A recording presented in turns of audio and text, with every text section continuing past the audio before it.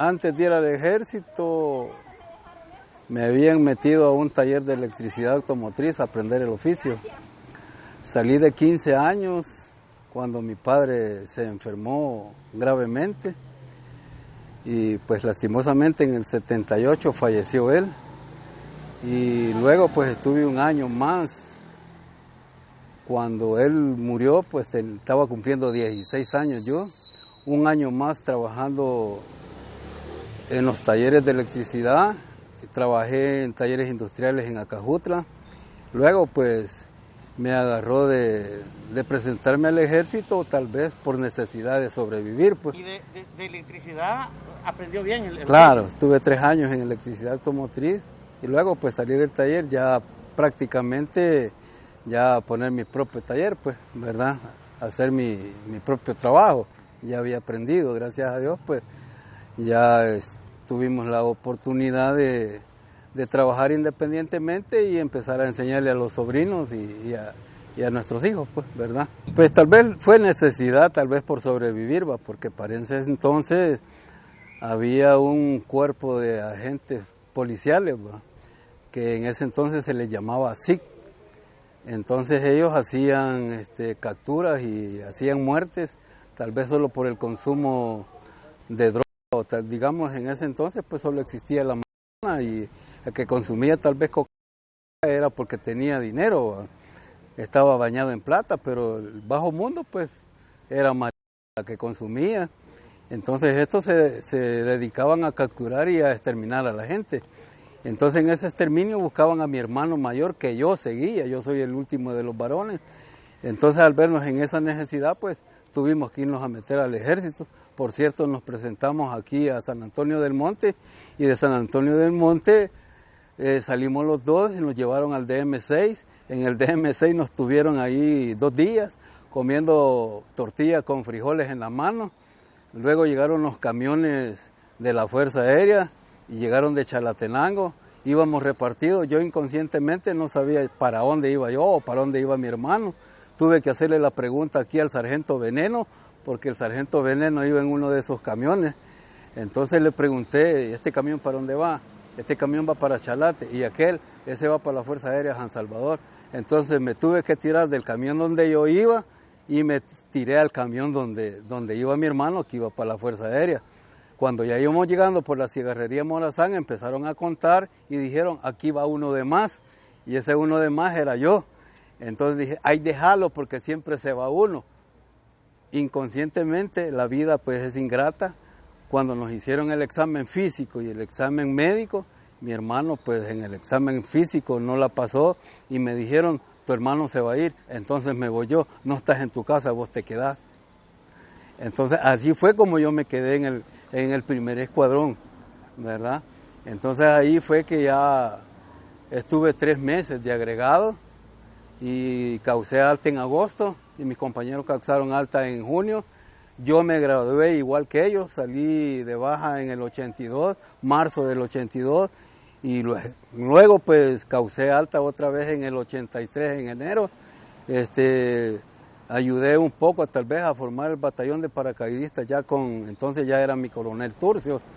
Él fue mi jefe prácticamente en el primer escuadrón, fui radiooperador de él, ¿verdad? Formé parte del escuadrón de paracaidistas. Ya me dejaron incorporado en el segundo escuadrón del batallón de paracaidistas. Pues ahí, gracias a Dios, pues salimos vivos. Tuvimos algunos altercados, salí herido de mi hombro derecho. Viví la experiencia del sabotaje cuando nos hicieron en el 81. ¿Cómo fue? Que pues prácticamente fue una cuestión de que nos mandaron a un reconocimiento ahí a Tenancingo. Me imagino yo que para que no hubiera tropa, nos mandaron a nosotros a hacer un reconocimiento que decían que había un campamento guerrillero.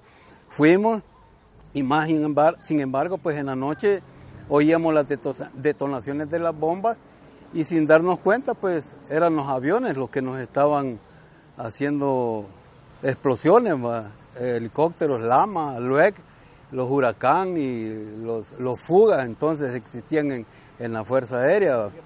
Entonces allí fue donde nos dimos cuenta que prácticamente nos habíamos quedado sin apoyo aéreo y tuvimos un enfrentamiento en una emboscada que nos habían hecho.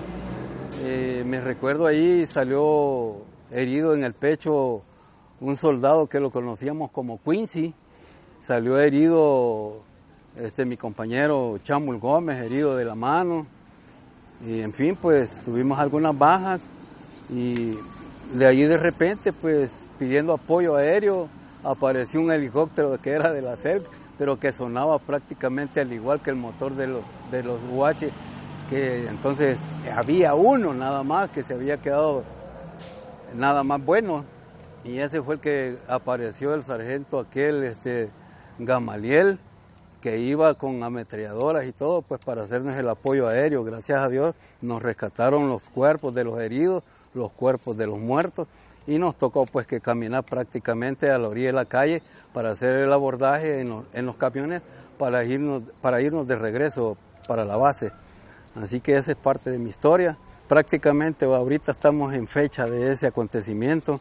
Fue para un 6 de mayo del 83 que tuvimos ese enfrentamiento en el Cerro del Iscanal, en las hondonadas, y como decían mis camaradas también, pues solo al segundo escuadrón mandaron prácticamente, como quien dice, carnada de cañón, pues, y lastimosamente tuvimos enfrentamiento, hicieron uso de las masas que dicen aquí mis camaradas, las masas adelante, ellos atrás, y pues al final pues tuvimos un enfrentamiento mero bruto, porque fue bruto, si solo quizás solo faltó para que nos agarráramos a puñetazos prácticamente, pues fue un combate desequilibrado, quizás ya no éramos seres humanos. ¿Cómo se miraba para que lo describa?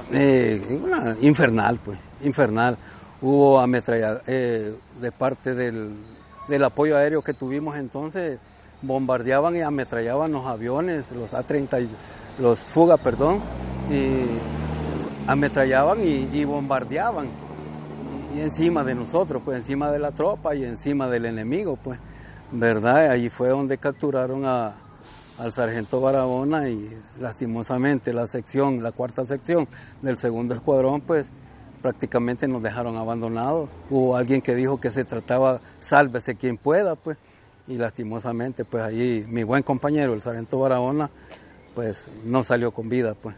Al final, pues nos dimos cuenta de que el cuerpo había sido calcinado prácticamente, y cuando hicimos regreso para poder levantar los cuerpos, lo encontramos completamente calcinado, mutilado de sus manos y de sus plantas, de sus muñecas y sus plantas de los pies, y lo reconocimos porque los dos dientes del frente de él, de la parte superior, los tenía picados. Así fue como reconocimos el cadáver de él, pues, pero sí completamente calcinado. O sea que era prácticamente, no lo reconocieron, era una pelota o un pedazo de algo quemado.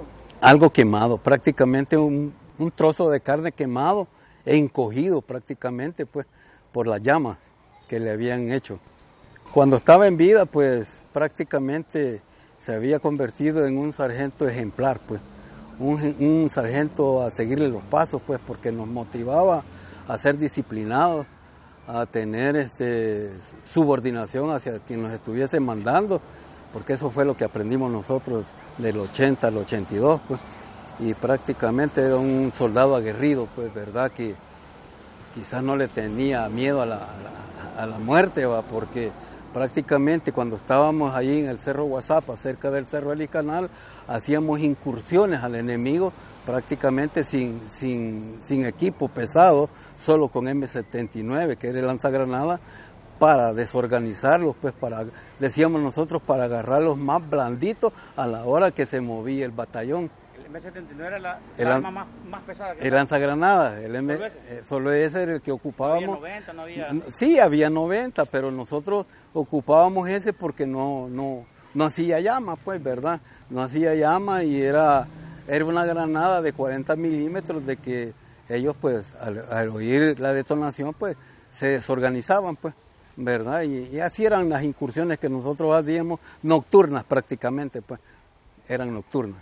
Cuando nos tocaba que apoyar a las unidades, pues se supone que el paracaidista pues es la reserva de las demás unidades, pero cuando nos decían que íbamos a salir, pues prácticamente nosotros hacíamos el desembarco encima del enemigo, pues en Ocicala, en Arambala, en Torola, en San José Guayabal, donde se requería la presencia de nosotros, pues. Bien me recuerdo cuando decía mi coronel Monterrosa, entonces decía que nosotros nos habíamos convertido en la 9ª compañía del batallón Atracat, porque decía que era una unidad y que a él le gustaba que nosotros combatiéramos con él. Una vez en San José Guayabal nos mandaron a hacer prácticamente una recuperación de cadáveres de los compañeros de la primera brigada. Me recuerdo que esa vez pues andaba al mando mi coronel Rodríguez Hurtado. Yo ya estaba en el 2º escuadrón, él era mi jefe en el 2º escuadrón, mi coronel Rodríguez Hurtado, y estaba mi teniente Hernández Mejía y un cadete de apellido Ramos Mazariego. Entonces fuimos allí a esa operación a rescatar cadáveres.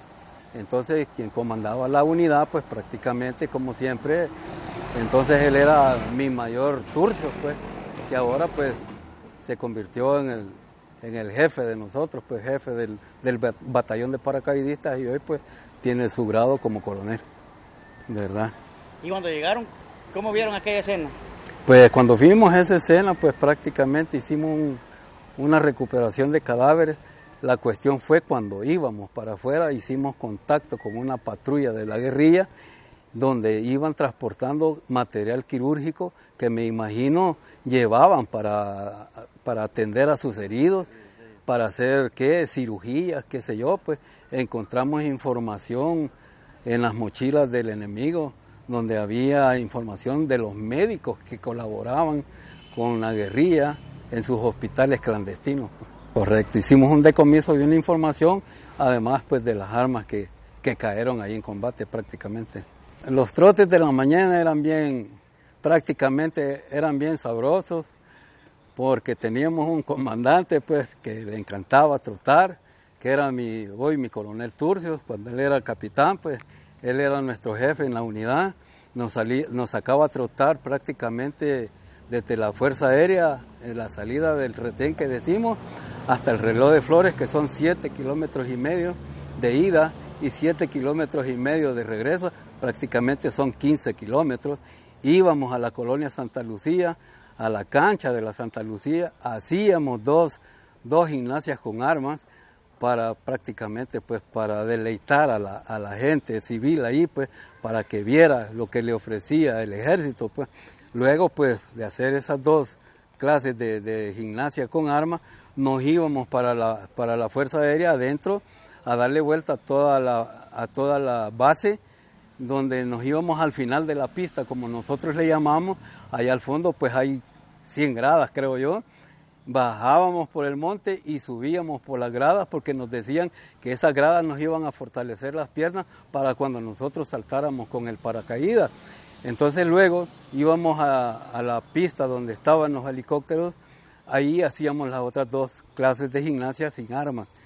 Y prácticamente pues fue algo maravilloso, pues porque nos mantuvo en forma, y eso pues nos enseñó determinación también, pues. Menos mal que no estuve en esa época yo, porque gran trote. No, hombre, era sábado. Iban a San Martín, Correcto, íbamos hasta San Martín, íbamos al Puente Las Palmas, antes de llegar a San José Guayabal.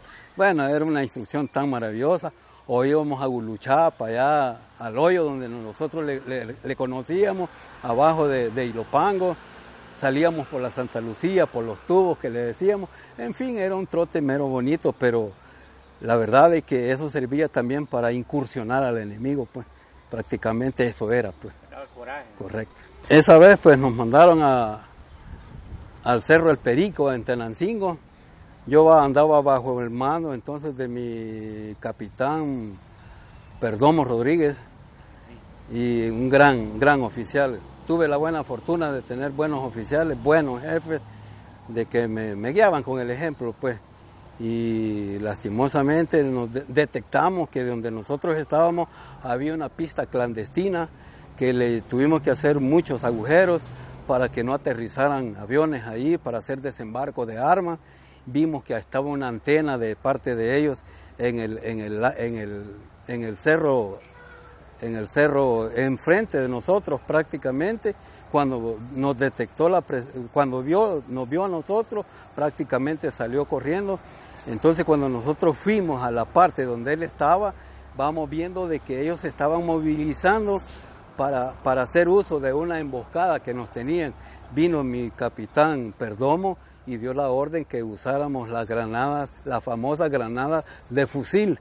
Entonces hicimos uso de las famosas granadas de fusil. Entonces nosotros teníamos en uso el G3 recortado. Entonces ahí fue donde nosotros hicimos uso de esas granadas de fusil y las hicimos detonar abajo del cerro donde estábamos y salieron huyendo. Pero la sorpresa de nosotros fue que cuando bajamos estaba el encargado de ellos que iba a hacer detonación de las minas que nos estaban esperando a nosotros.